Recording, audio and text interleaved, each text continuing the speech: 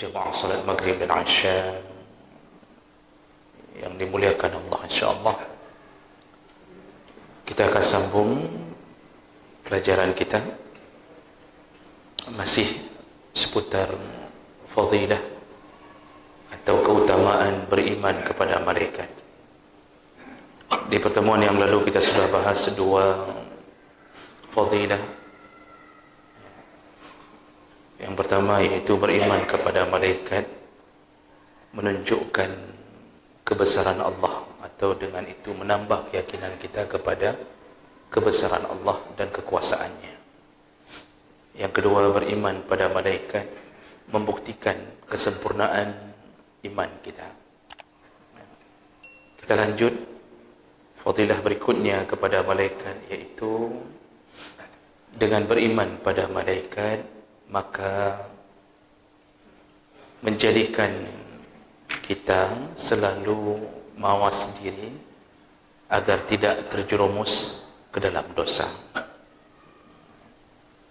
Jadi ini maksudnya bahawa kalau kita benar-benar beriman pada malaikat, otomatis kita akan berjaga-jaga agar kita tidak berbuat dosa.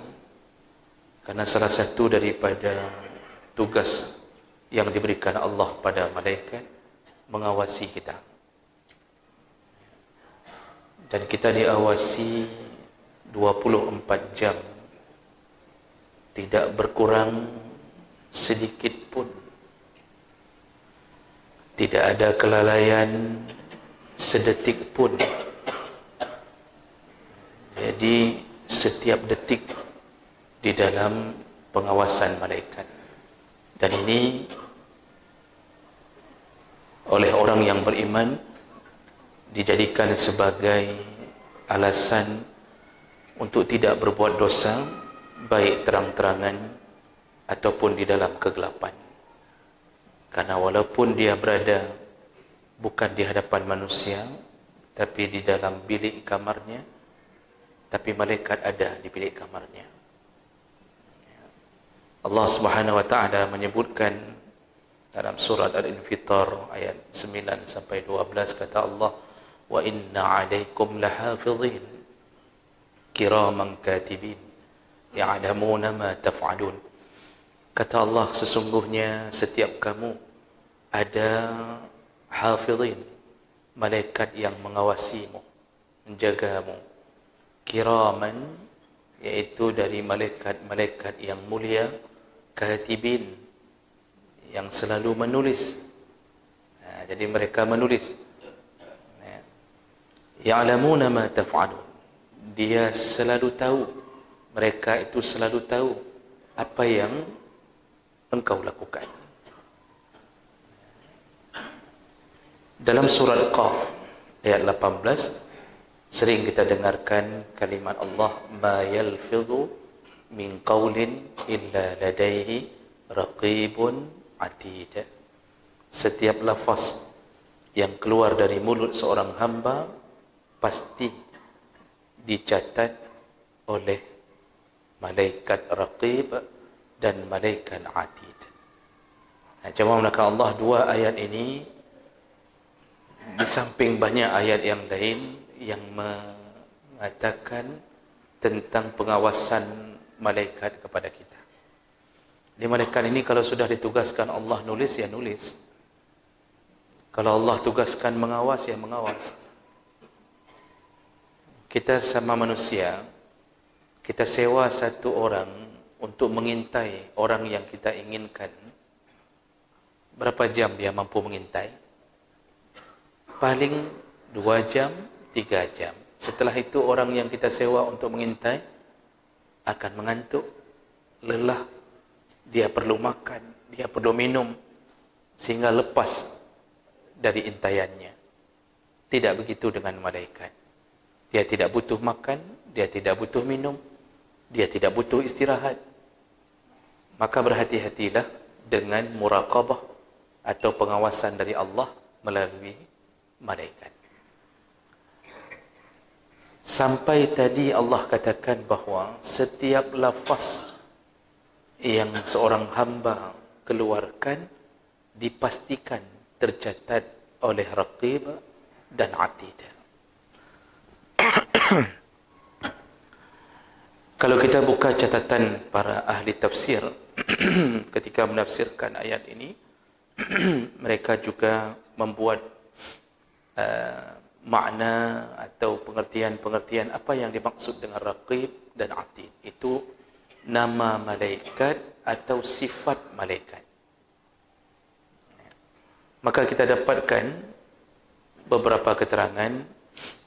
Di antara ahli tafsir ada yang mengatakan Raqib itu punya makna, atau yang dimaksud dengan Raqib oleh Allah dalam ayat itu adalah mutatabbi' lil umur, iaitu malaikat yang selalu mengikuti segala urusan manusia. Jadi dia tatabbu', dia ikut terus, tidak berhenti, kemanapun, dimanapun. Ada satu hadis tapi dhaif, saya tidak cantumkan dalam tulisan tentang fadilah ini. Bahkan ada yang mengatakan hadis itu mungkar, hadis riwayat Tirmizi, tapi ada yang mengatakan sanadnya tidak baik. Malaikat ikut semua urusan kita kecuali pada dua tempat, yaitu ketika kita buang hajat dan ketika berhubungan dengan istrinya. Dua tempat itu yang tidak, malaikat tidak masuk, karena itu bersifat aib. Tapi wallahu alam, hadis itu ada yang mengatakan mungkar, ada yang mengatakan dhaif jiddan. Namun secara makna bisa benar. Hanya dua tempat itu yang malaikat tidak mendampingi. Tapi selain daripada itu, mutatabbi' lil umur. Jadi Raqib itu mengawasi terus-terusan. Ada juga yang mengatakan Raqib itu bermakna hafiz, yaitu dia terus-terusan menjaga manusia, mengawasi manusia. Imam As-Suddi, At-Tabari, Al-Baghawi lebih memilih kalimat ini. Jadi Raqib artinya yang selalu mengawasi. Ada juga yang mengatakan, yaitu Imam Ad-Dahhak mengatakan bermakna syahid, yaitu para malaikat yang selalu menyaksikan amalan manusia. Jadi dipantau terus-terusan.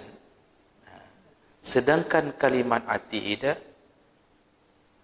Imam Al-Baghawi mengatakan maksud Atid di situ adalah hadir, yaitu malaikat yang selalu ada. Jadi dia tidak pernah gaib atau hilang, maka disebut Atid. Ada juga yang mengatakan dalam tafsir Tabari, tafsir Qurtubi, tafsir Al-Baghawi, makna yang lain daripada Atid adalah hafizul mu'ad, yaitu yang selalu mengawasi dalam keadaan bersiap-siap. Jadi selalu persiapannya mengawasi, jadi standby, siap sekali mengawasi. Jadi dari beberapa tafsiran itu, maka kita bisa mendapatkan kesimpulan, para ulama cenderung ingin mengatakan bahawa Raqib dan Atid itu bukan nama, tapi sifat malaikat. Raqib yang mengawasi, sedangkan Atid yang selalu hadir. Maka maksud Allah, setiap kalimat yang kita keluarkan itu selalu diawasi dan tidak pernah hilang dari sekitaran kita, jadi dari samping kita. Maka tersebutlah nama, tersebutlah sifat malaikat Raqib dan Atid. Jadi lebih cenderung kepada sifat. Namun kita hari ini lebih mudah menyebutkan seakan-akan itu adalah nama. Tapi wallahu a'lam, hanya Allah yang tahu tentang makhluknya yang bernama Raqib dan Atid ini. Nah, berikutnya jemaah melakukan Allah, apa yang dicatat oleh malaikat? Apakah yang dicatat seluruh perbuatan, atau dicatat hanya yang berujung pahala, atau yang berbuah dosa? Ini ada dua pandangan dalam masalah ini, masih khilaf. Maklum terjadi khilaf karena urusannya urusan gaib. Tidak ada yang bisa memastikan kecuali bersandar hanya pada dalil. Sehingga pandangan pertama mengatakan malaikat raqib atid itu mencatat semua perkataan dan semua perbuatan, baik yang bernilai pahala ataupun yang bernilai dosa, atau yang tidak ada pahala dan dosa. Jadi ini pandangan pertama yang mengatakan semua, setiap kalimat, karena Allah menyebutkan lafaz ma yalfidhu, yang dilafazkan. Dalam bahasa Arab ketika kita menyebutkan lafaz, itu berarti perkataan. Apa yang keluar dari bibir itu yang dicatat. Mau yang bernilai pahala, atau yang berbuah dosa, atau yang tidak ada makna. Jadi ini dikuatkan oleh keterangan Ibnu Abbas radhiyallahu anhu ketika menyebutkan, menafsirkan kalimat Ar-Ra'du, surat Ar-Ra'du ayat 39. Ibnu Abbas menyatakan, yaktubu kullama takallama bihi min khairin aw syarr. Ibnu Abbas ini kan salah seorang yang didoakan Nabi untuk menjadi orang yang paling faham Al-Quran. Makanya semua tafsir tidak ada yang luput mencantumkan keterangan dari Ibnu Abbas. Apa kata Ibnu Abbas? Malaikat itu yang ditugaskan mengawasi kita, terutama Raqib dan Atid, itu mencatat semua yang keluar dari mulut, min khairin, baik yang baik, kalimat yang baik, au syarr, atau kalimat buruk.